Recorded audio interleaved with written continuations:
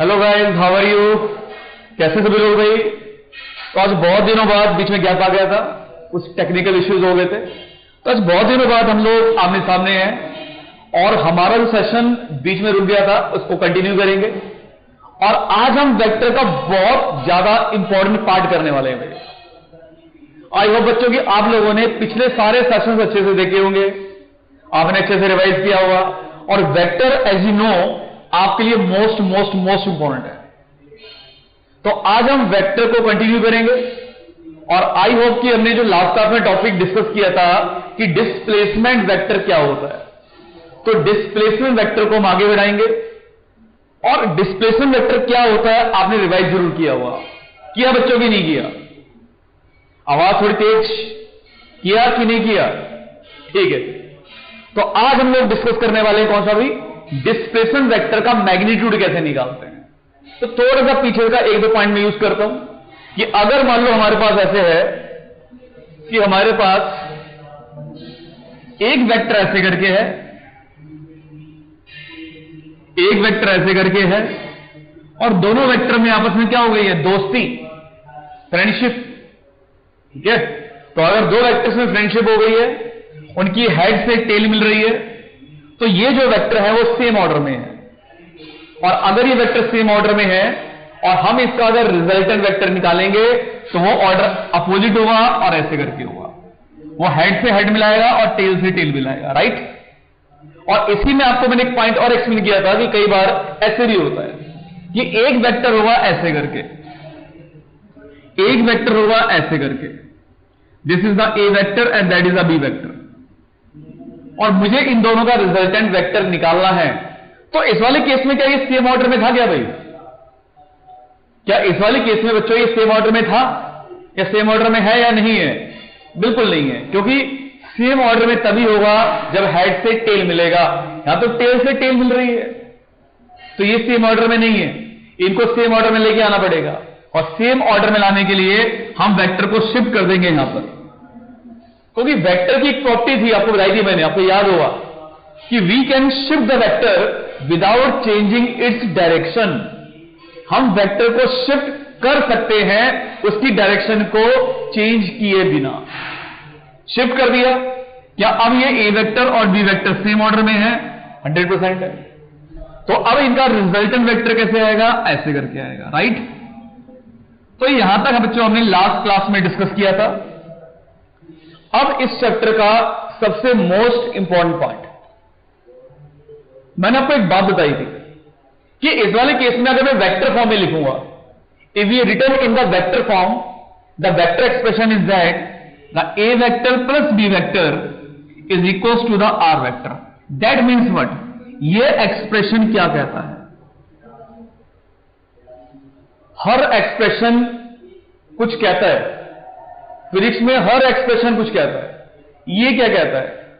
ये कहता है कि अगर ये वेक्टर्स ऐसे सेम ऑर्डर में हैं और किसी एक पॉइंट से किसी एक पॉइंट तक पहुंच रहे हैं, तो ये वेक्टर इन दोनों के इक्विवेलेंट है, इनके बराबर है, इसका इफेक्ट इन दोनों के बराबर है। लेकिन क्या इसका मॉड इन दोनों के मॉड ऑफ सम के बराबर होगा या नहीं होगा? यह हमें फाइंड करना है, होगा या नहीं होगा। मतलब मुझे आर वेक्टर का मॉड निकालना है। आर वेक्टर का मॉड का मतलब मुझे इसका मैग्नीट्यूड निकालना है, मुझे इसकी वैल्यू निकालनी है। तो आज मुझे फाइंड करना है आर वेक्टर का मॉड। मॉड का मतलब मैग्नीट्यूड, मैग्नीट्यूड का मतलब वैल्यू। ठीक है, तो कैसे निकालते हैं वैल्यू? फटाफट शुरू करते हैं, देखो। तो वैल्यू निकालना कैसे शुरू करते हैं, देखो। तो मान लो एक वेक्टर हमारे पास ऐसे करके, that is the A vector, right, and that is the B vector, right. मान लो ए वेक्टर का मॉड है ए और मान लो बी वेक्टर का मॉड है बी, तो आर वेक्टर का मॉड आर, वो तो मुझे फाइंड करना है ए बी की फॉर्म में। ठीक है, अच्छा मान लो सपोज करो कि इनके बीच का एंगल थीटा है, अब मुझे इनका रिजल्टेंट निकालना है। तो अगर मुझे इनका रिजल्टेंट निकालना है तो मुझे क्या करना पड़ेगा, बी वेक्टर को पहले शिफ्ट करना पड़ेगा। तो मैंने बी वेक्टर को शिफ्ट कर दिया और बी वेक्टर को मैंने यहां लगा दिया जी, तो that is number B vector जी। तो बी वेक्टर को मैंने शिफ्ट कर दिया, इसको मैंने इससे मिला दिया जी, राइट। अब अगर मैं ड्रॉ करूंगा इनका रिजल्टेंट वेक्टर, तो इनका जो रिजल्टेंट वेक्टर बन जाएगा, क्या बन जाएगा जी, वो बन जाएगा ये बन गया जी अपना रिजल्टेंट वेक्टर, राइट। मुझे एसी का मॉड चाहिए, हमें एसी का मैग्नीट्यूड चाहिए, तो आर वेक्टर का मॉड क्या बनेगा, मुझे ये फाइंड करना है। अब इसके मॉड को फाइंड करने के लिए हमने क्या किया, इस लाइन को थोड़ा सा मान लो एक्सटेंड कर दिया जी। मान लो मैंने ये लाइन थोड़ी सी एक्सटेंड कर दी, इसको थोड़ा सा मैंने एक्सटेंड कर दिया और इसको इससे परपेंडिकुलरली मिला दिया जी। क्योंकि अगर ये एंगल थीटा है भाई, तो ये एंगल भी क्या बनेगा, थीटा बनेगा। कॉरस्पॉन्डिंग एंगल्स, कौन से एंगल भाई, कॉरस्पॉन्डिंग एंगल्स, नेमिंग कर देते हैं। That is the P, this is the Q, this is the R, तो हो चुका, तो एस ले लेते हैं, ये टी ले लेते हैं और एक और ले लेते हैं, एक ले लेते हैं, क्या ले ले, पी क्यू एस टी, और इसको चलो ले लेते हैं डी। नेमिंग कुछ भी कर लो। अच्छा एक बात और इसको मैंने आगे एक्सटेंड किया, तो एक क्यू डी मुझे फाइंड करना पड़ेगा, एक एस डी मुझे फाइंड करना पड़ेगा। अच्छा बच्चों, क्या ये ट्राइंगल राइट एंगल ट्राइंगल है? क्या एस क्यू डी, क्या बच्चों एस क्यू डी एक राइट एंगल ट्राइंगल है? क्या एस क्यू डी एक राइट एंगल ट्राइंगल है? तो है। और राइट एंगल ट्राइंगल में मुझे क्यू एस का मैग्नीट्यूड पता है कि जो क्यू एस का मैग्नीट्यूड होगा वो बी के बराबर है, कोई बी वेक्टर का मैग्नीट्यूड बी के बराबर है, और मुझे क्यू डी चाहिए और मुझे एस डी भी चाहिए जी। अब देखो जी, मैंने इस ट्राइंगल में यूज किया कॉस थीटा। तो बच्चों कॉस थीटा का फॉर्मूला क्या होता है? कॉस थीटा का फॉर्मूला होता है बेस अपॉन में hypotenuse. The base is the Q D and the hypotenuse is the S Q. और जो बच्चों एस क्यू की वैल्यू है वो तो बी के बराबर है। तो बताओ बी डी कितना आ गया हमारे पास, सॉरी क्यू डी कितना आ गया हमारे पास, क्यू डी हमारे पास आ गया बी कॉस थीटा। ओके बच्चों, तो क्यू डी हमने निकाल दिया, ये आ गया हमारे पास बी कॉस थीटा। अब मुझे एस डी भी चाहिए। अब एस डी तो परपेंडिकुलर है और वो साइन थीटा में आएगा, तो मैंने यूज किया साइन थीटा। तो साइन थीटा का फॉर्मूला परपेंडिकुलर अपॉन में hypotenuse, again the hypotenuse equals to S Q, और एस क्यू बी के बराबर है।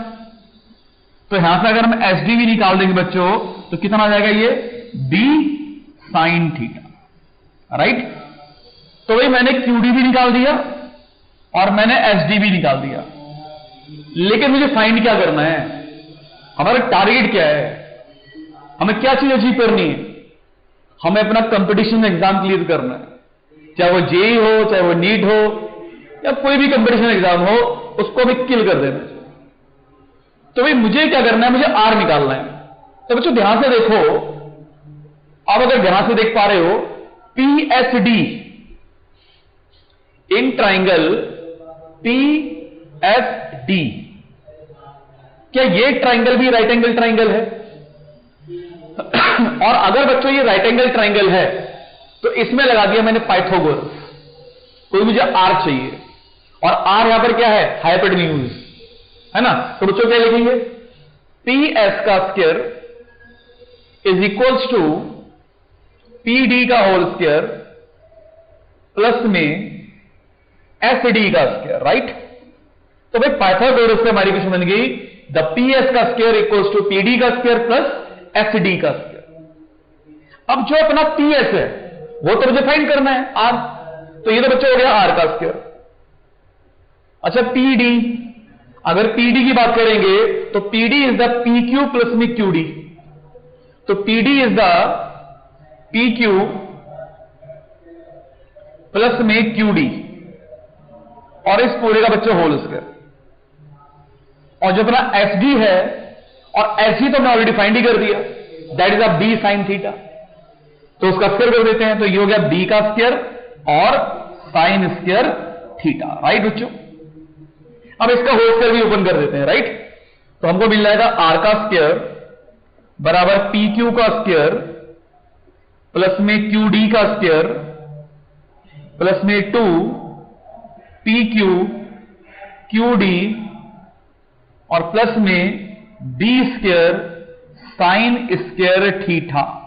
Is that clear to everybody? तो बच्चों पहले मैंने स्मॉल राइट एंगल ट्राइंगल लिया, वहां से मैंने क्यू डी निकाला, एस डी निकाला, फिर मुझे फाइंड क्यों भी करना है आर, तो मैंने ट्राइंगल लिया पी एस डी, मैंने पाइथागोरस अप्लाई किया और मुझे आर का स्क्वायर इतना मिल रहा है।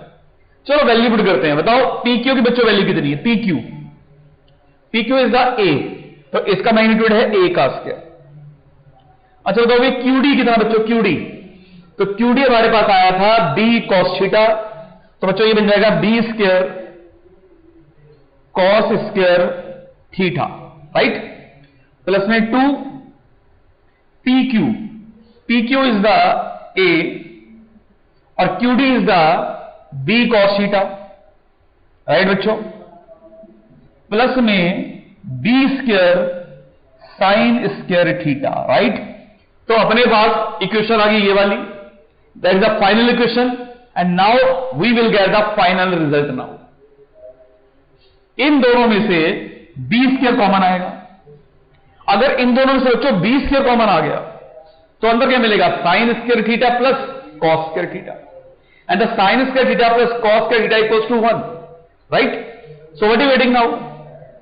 You getting now A square, इन दोनों में से बी स्क्वायर कॉमन ले लिया, अंदर हुआ cos square theta plus sign square theta और वो 1 के बराबर होता है, और बाकी क्या रहेगा बच्चों? 2 B cos theta, right, and that is equals to R का स्क्वायर।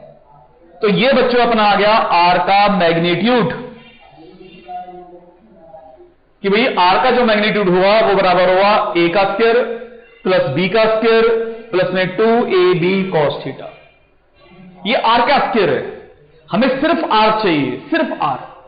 तो अगर मुझे सिर्फ आर चाहिए तो क्या करेंगे भाई? स्क्वायर को उठा के उस साइड ले जाएंगे, तो आर का मैग्नीट्यूड कितना आ गया भाई?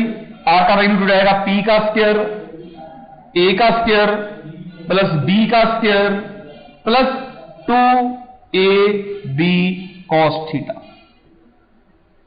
और सबसे खास बात जो कोई याद करना है, ये फार्मूला सभी को याद होता है, सारे बच्चे फार्मूला याद कर लेते हैं, ड्राइव भी आप सीख लोगे, कोई मुश्किल नहीं है ना। मेन है आपको पता होना चाहिए कि A square plus B square plus 2ab cos theta में थीटा किसके बीच का एंगल है? तो थीटा किसके बीच का एंगल है ये आपको याद होना चाहिए। तो theta is the angle between the A vector and B vector. तो थीटा बच्चों एंगल हुआ ए वेक्टर में और बी वेक्टर में। क्या सभी को क्लियर है भाई? Is that clear to everybody? और एक और वन मोर पॉइंट, ये जो आर वेक्टर आ गया भाई, इसका मैग्नीट्यूड तो आ ही गया, आर वेक्टर का मैग्नीट्यूड तो आ गया, लेकिन आर तो वेक्टर है ना, और जो वेक्टर होता है उस पर सिर्फ मैग्नीट्यूड नहीं होता, उसकी डायरेक्शन भी होती है। तो मुझे क्या करना भी? मुझे आर वेक्टर की डायरेक्शन भी निकालनी है। और बच्चों अगर मुझे आर वेक्टर की डायरेक्शन निकालनी है तो चलो आर वेक्टर की डायरेक्शन निकालते हैं जी, राइट। तो एक बार हम लोग कोशिश करते हैं आर वेक्टर की डायरेक्शन निकालने में, कि आर वेक्टर की डायरेक्शन कैसे निकालेंगे। तो चलो आर वेक्टर की डायरेक्शन भी निकालते हैं, राइट। तो बोर्ड अपना धीरे धीरे क्लीन कर लेते हैं अपन लोग, और फिर फाइंड करेंगे आर वेक्टर की डायरेक्शन, और उसके बाद हमें आर का मैग्नीट्यूड भी पता होगा और आर की डायरेक्शन भी पता होगी, राइट। तो भाई हमने फाइंड कर दिया, ये वैल्यू की मुझे जरूरत पड़ेगी, इसको लिखा रहते हैं, राइट। अब मुझे फाइंड करना भी आर वेक्टर की डायरेक्शन क्या बनेगी, तो वो भी सिंपल है। अपना जो ए वेक्टर है बच्चों, अपना जो ए वेक्टर है वो ऐसे करके है, अपना जो बी वेक्टर है वो ऐसे करके है। तो ए वेक्टर ऐसे करके है, बी वेक्टर ऐसे करके है। अगर मुझे ए से बी वेक्टर पे जाना है तो मुझे कितना वेक्टर उठाना पड़ेगा? थीटा एंगल तक। अगर मुझे ए वेक्टर से बी वेक्टर पे जाना है तो मुझे वेक्टर कितना उठाना पड़ेगा? थीटा एंगल तक। लेकिन अगर मुझे ए वेक्टर से आर वेक्टर पे जाना है, मुझे आर वेक्टर की डायरेक्शन निकालनी है, तो मुझे इतना ऊपर जाना पड़ेगा, इतना। तो अगर मुझे आर वेक्टर की डायरेक्शन निकालनी है ना, तो मुझे ये एंगल सपोज करो अल्फा मानते हैं, अल्फा निकालना है। तो अगर मुझे फाइंड करनी है डायरेक्शन ऑफ आर वेक्टर, तो मुझे क्या फाइंड करना पड़ेगा? अल्फा। अब अल्फा कैसे निकालेंगे? वो भी सिंपल है भाई, है ना। तो कैसे पता किया भाई? ए था ऐसे करके, बी है ऐसे करके, और आर है ऐसे करके। तो आर यहां से अल्फा एंगल ऊपर है, मुझे अल्फा निकालना है। अब अल्फा निकालने के लिए मैंने यूज किया बच्चों tan अल्फा। अब tan का फॉर्मूला क्या होता बताओ भाई? Very good, come on fast. तो tan का formula perpendicular upon base. The perpendicular is in this triangle PSD, the perpendicular is the SD, right बच्चों? अपॉन में base, and the base is the PD, right? अच्छा, SD को हम लोग क्या लिख सकते हैं भाई? SD का हमने वैल्यू फाइंड कर रखा है, that is the B sin theta. वही ये बन गया हमारा B sin थीटा। और PD क्या भाई? PD, the PD equals to PQ plus में QD। तो चलो पहले PQ प्लस में QD लिख लेते हैं जी। तो that is the B sin theta upon में PQ। PQ is the A and QD is the B cos theta, right? And that is equals to tan alpha. अब भाई हमें tan alpha निकालना है, अल्फा निकालना है? हमें डायरेक्शन फाइंड करने के लिए tan alpha निकालना है या अल्फा निकालना है? हमें तो अल्फा चाहिए। हमें कितना एंगल ऊपर करना पड़ेगा? अल्फा निकालना है। तो अगर मुझको अल्फा फाइंड करना है तो tan को उठा के इधर ले जाएंगे, तो बच्चों अल्फा क्या बन जाएगा? Alpha equals to tan inverse B sin theta upon में A प्लस में B cos थीटा, राइट? तो बच्चों ये बन गया अपना फार्मूला डायरेक्शन का भी।